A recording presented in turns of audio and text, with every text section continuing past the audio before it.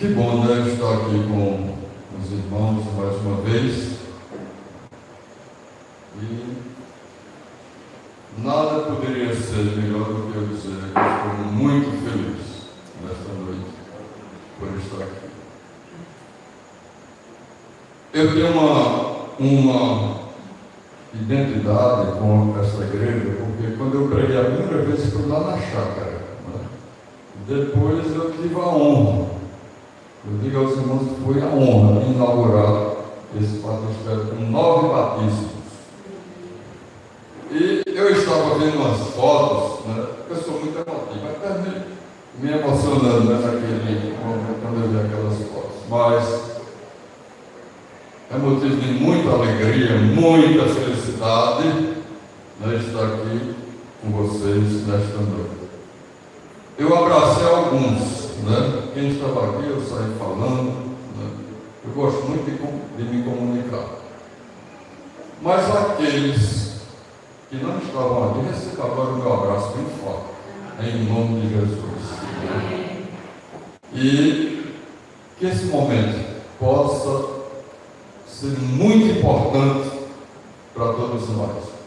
Eu queria parabenizar cada irmão que aqui se congrega nesta igreja. O trabalho que cada um faz. Saiba que o trabalho que você faz não é preciso estar pregando, né? Mas todo e qualquer trabalho que você faz aqui é importante para Deus. Todos somos iguais aqui. Todos somos iguais perante Deus. E eu queria agradecer, porque muita gente não se volta muito para o pessoal da música, né? Mas veja, eu queria ter esse talento, não tenho, né? Sou tecnófobo. Mas está aí o nosso irmão aí controlando o som. Parabéns, que Deus te abençoe. Amém. Nesse ministério que é muito importante para a igreja, que Deus possa cada vez mais enriquecer a irmã com a sua graça, com o seu poder, e que possa, né, dirigir esse trabalho. Eu não prego muito não, viu? Antes eu pregava 1 hora, não, eu vou pregar 15 minutos, não me controlo, viu? Eu sei que muitos vieram de longe, né? Muitos estão cansados, vão trabalhar amanhã, né? Mas o Espírito Santo, ele é sábio, né? Ele vai colocar aquelas palavras que são apropriadas para este momento. E eu escolhi um tema para o sermão desta noite: uma igreja em ação. E uma igreja em ação é uma igreja em que todos participam.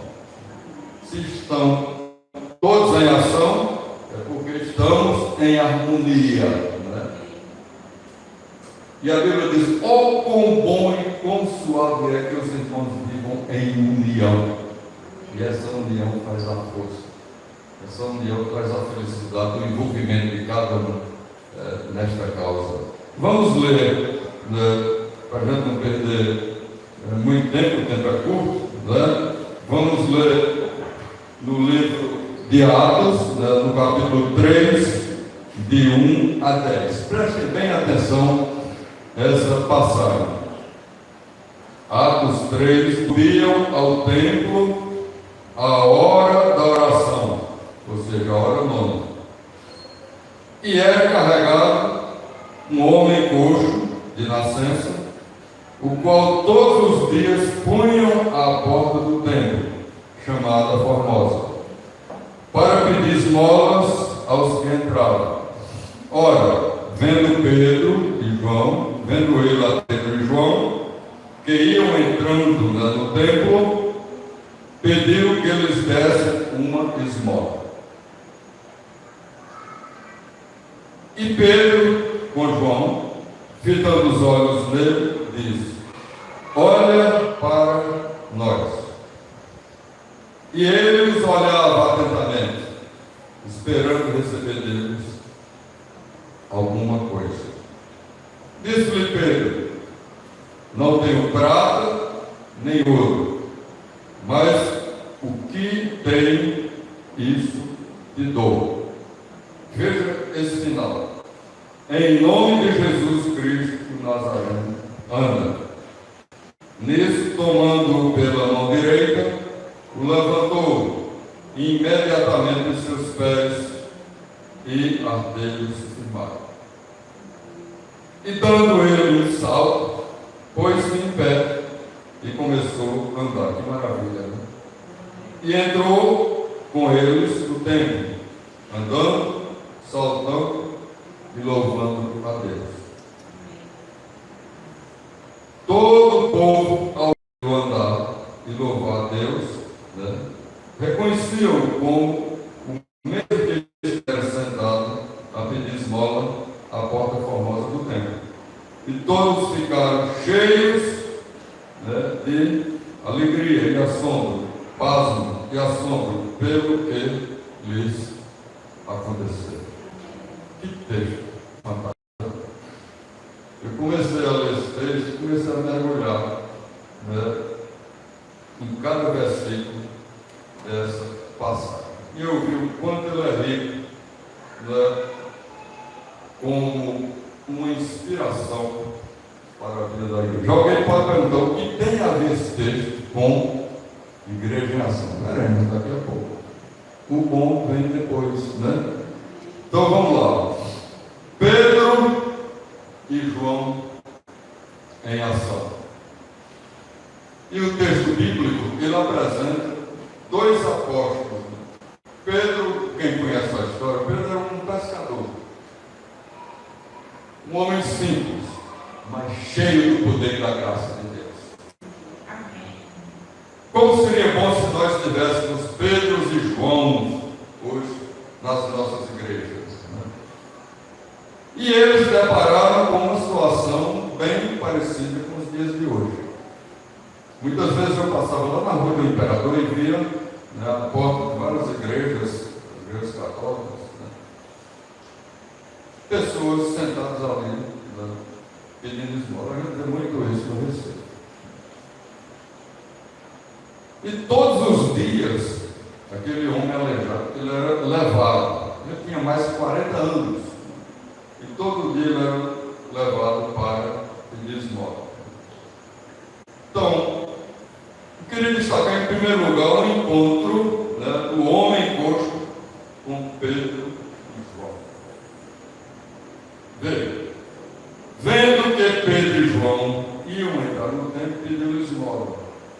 Pedro e João olharam para ele e então Pedro disse: olhe para nós. O olhar contemplativo. Pedro simplesmente não olhou para aquele homem com um olhar qualquer, mas ele contemplava. Naquele momento, o Espírito Santo de Deus moveu ele para saber qual era a primeira necessidade daquele homem. E veja como tamanho foi a fé de Pedro.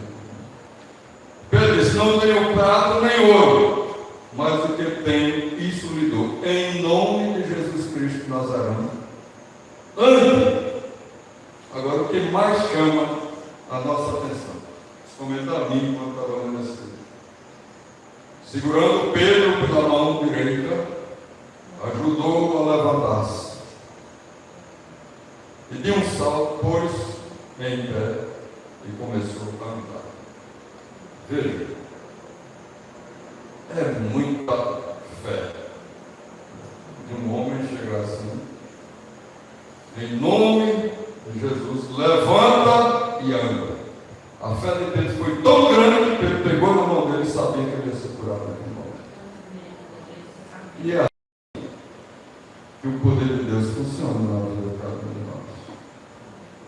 Meus irmãos, o que falta muitas vezes na nossa vida é uma palavra tão pequena que se chama fé.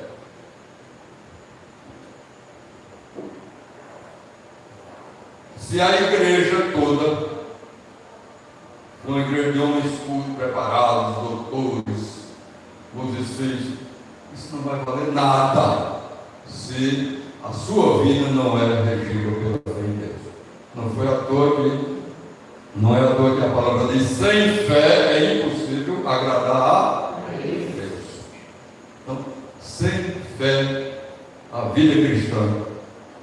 é inexistente. É por fé que estamos aqui. É pela fé que somos movidos a dar continuidade a essa obra maravilhosa. Está aqui Salém, 23 anos.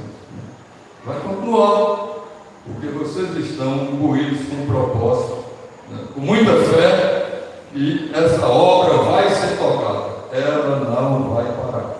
Por isso, quando a irmã diz, a igreja está fraca, não, irmão. Isso é fácil. A igreja está forte. Amém. E vai continuar essa obra. Amém. Sabe por quê? Porque Deus já nos convocou para tocar nessa obra aqui em Salém.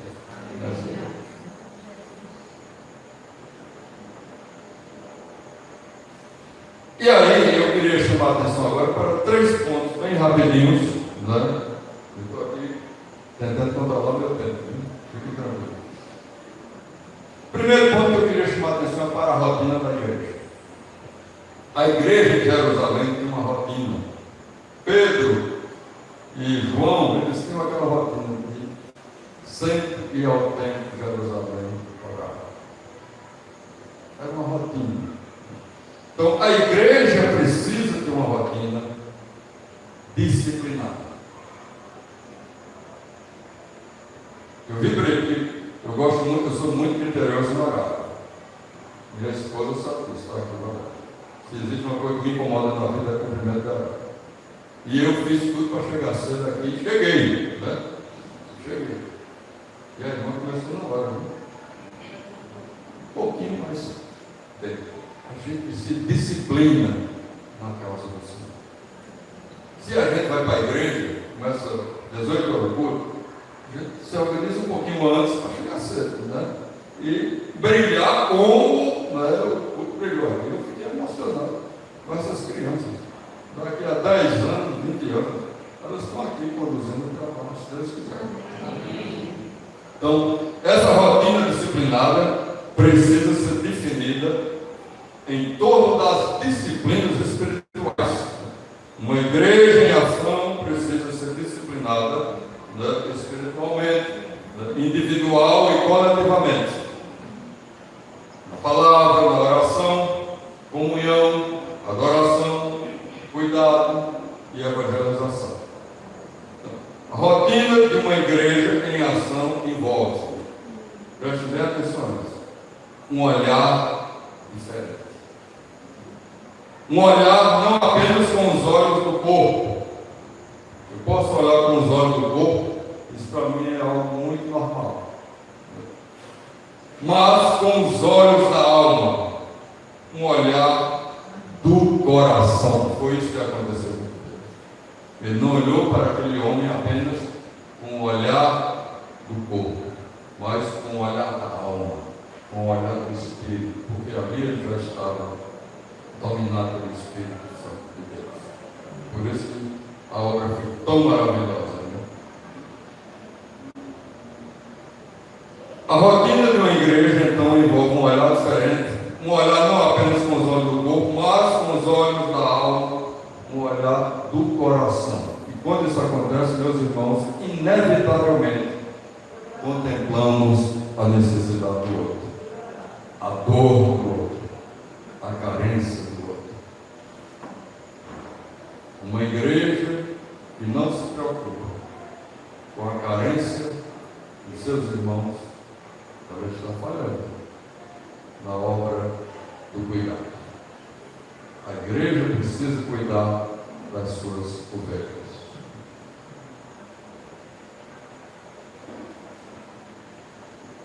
A igreja que olha com os olhos da alma,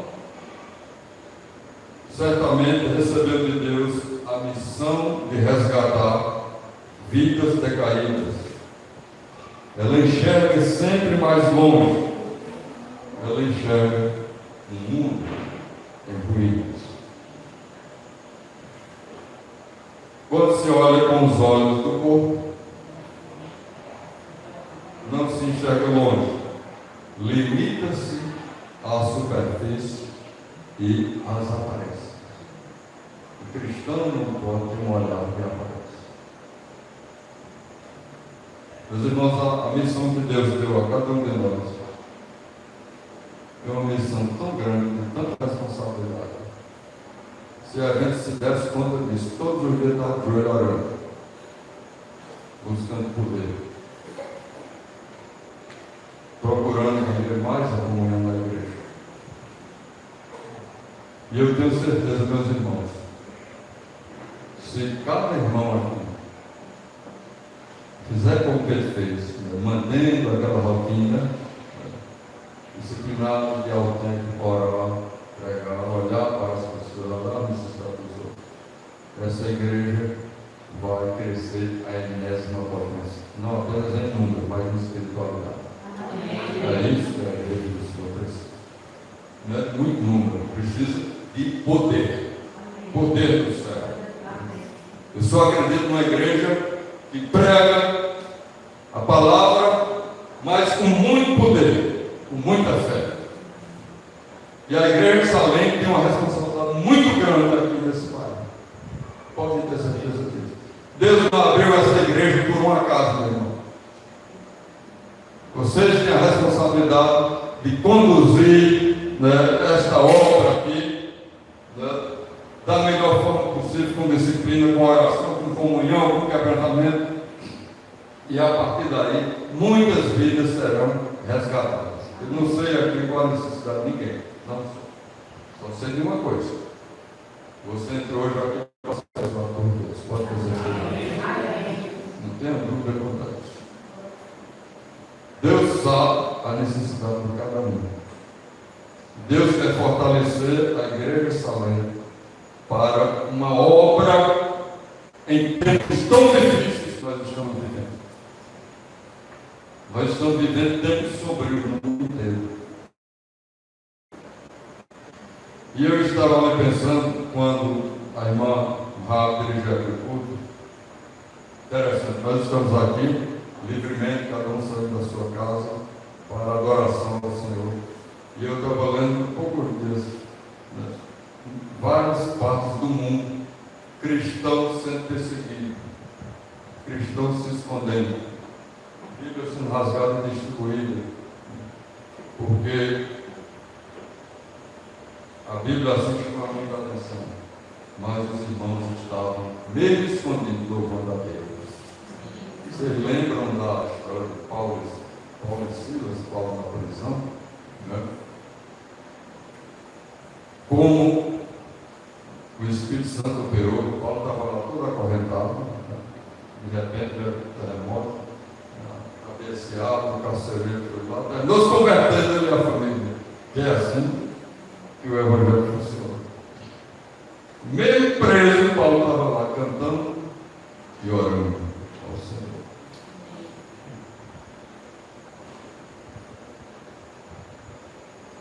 Mas quem vê a vida com os olhos de dentro, mergulha na infinitude da existência. Aí me veio uma pergunta agora: por que Pedro, né, teve um olhar contemplativo? Certamente porque Pedro vivia também em um mundo de ruínas. Né? E, por último, né, vem o recurso da igreja. E aqui entra a missão da igreja. Então, o recurso da igreja, né, e Lucas apresenta a igreja em ação, né, com as cores da rotina dos crentes, né, devemos ter a nossa rotina, a ruína do mundo e o recurso da igreja. Eu costumo, né, quando eu vou dar aula, e depois eu tive me corrigindo nesse sentido. Quando eu ia ensinar uma disciplina que eu já dominava, normalmente eu não orava.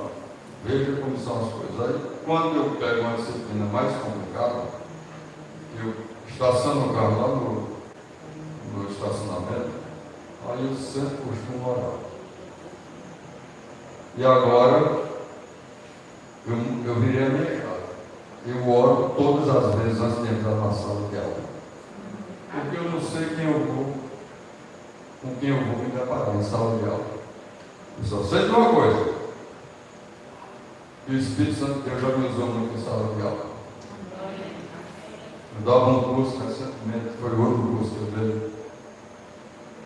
E muita coisa que, alguns assuntos que eu falo aqui, eu introduzo dentro dos meus cursos. Né? Eu aproveito aquele momento e jogo, e num dado momento desse, uma aluna parou, curso de extensão, fim de semana. Depois começou a chorar. Eu vi aquela cena, e deixei passar, continuei, tentei até mudar o estilo da abordagem. E quando terminou o intervalo da aula, uma estudante de psicologia, ela disse: professor,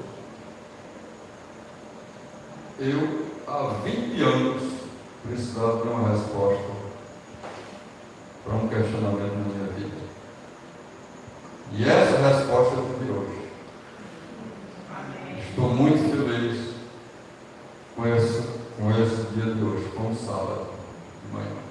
Eu tive resposta para um problema que eu vinha sendo massacrado por esse problema na vida toda.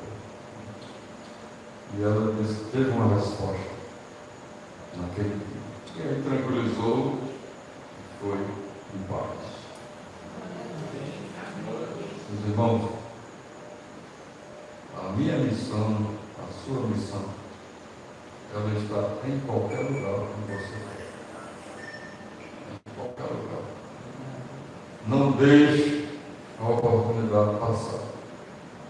Então a igreja não precisa empenhar-se em praticar as disciplinas espirituais, enxergar o mundo da forma como ele realmente é.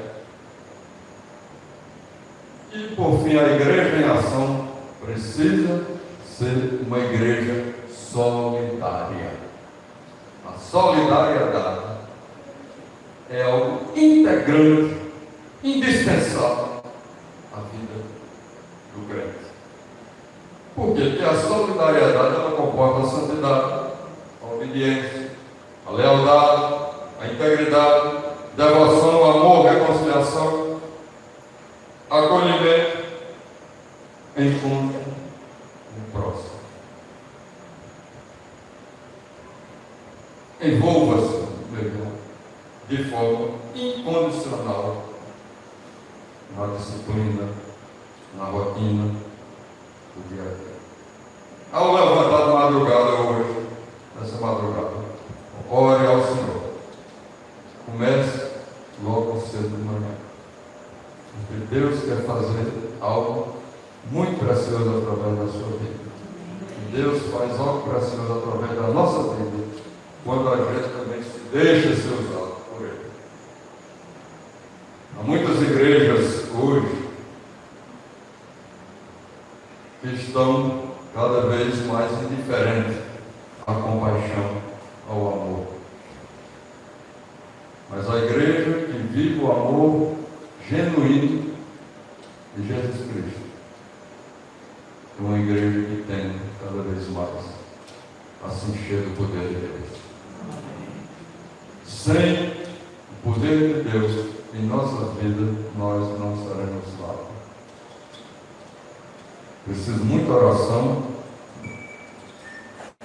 muita devoção, muita comunhão, muita entrega e, sobretudo, estudar a palavra à luz do Espírito de Deus. O sermão que fiz hoje, escrevi, orei antes, o Espírito foi dizendo: escreve. E essa é a palavra que Deus tem para a sua igreja nesta noite. Empenhe-se, volte-se para o seu Deus. Ore, mantenha a harmonia com os irmãos, tenha um olhar de compaixão para o seu irmão e deixe que o resto Deus vai fazer. Eu agora finalizo dizendo: Salém em ação. Que Deus nos abençoe.